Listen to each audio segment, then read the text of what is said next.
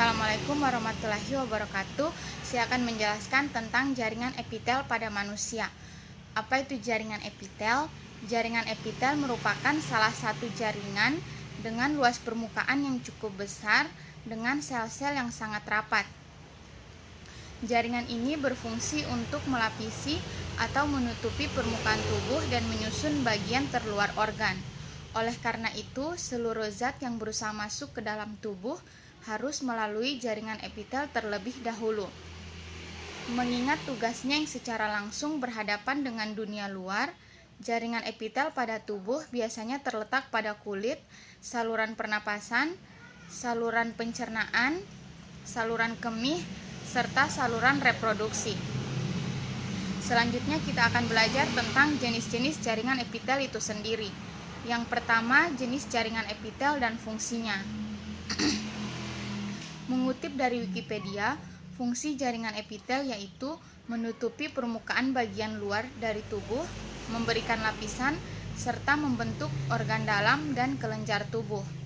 Jaringan ini terdiri atas dua klasifikasi, yakni berdasarkan morfologi dan juga berdasarkan jumlah lapisannya.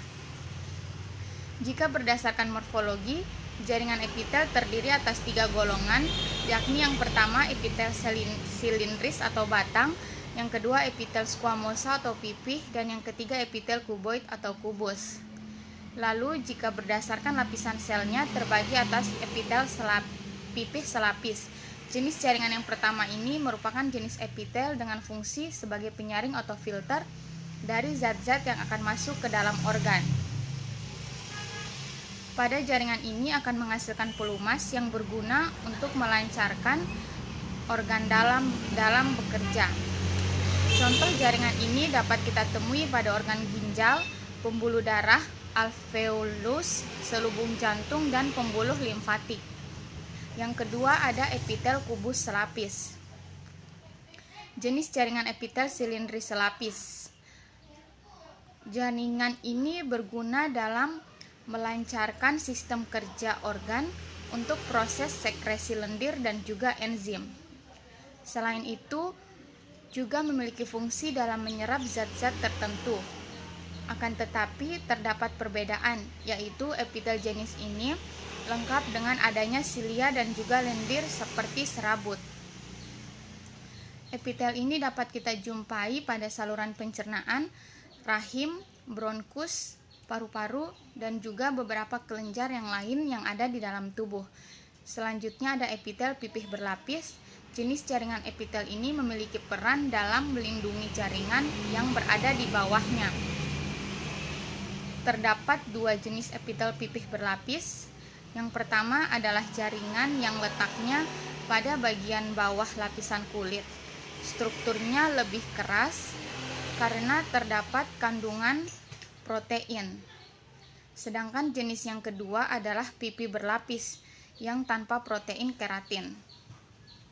Letak dari jaringan ini ada pada kerongkongan, mulut, vagina, uretra, dan juga anus. Selanjutnya ada epitel kubus berlapis. Jaringan epitel ini memiliki fungsi sebagai pelindung jaringan, kelenjar, atau juga sel yang ada di bawahnya. Dapat kita temui jenis kelenjar ini pada kelenjar air liur, kelenjar payudara, dan juga kelenjar keringat. Selanjutnya ada epitel silindris berlapis.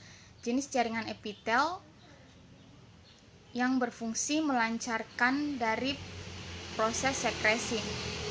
Kemudian juga memiliki fungsi sebagai pelindung dari organ-organ. Jenis epitel ini pada umumnya terdapat hanya pada tubuh pria. Terletak pada bagian uretra dan yang berhubungan dengan kelenjar tertentu.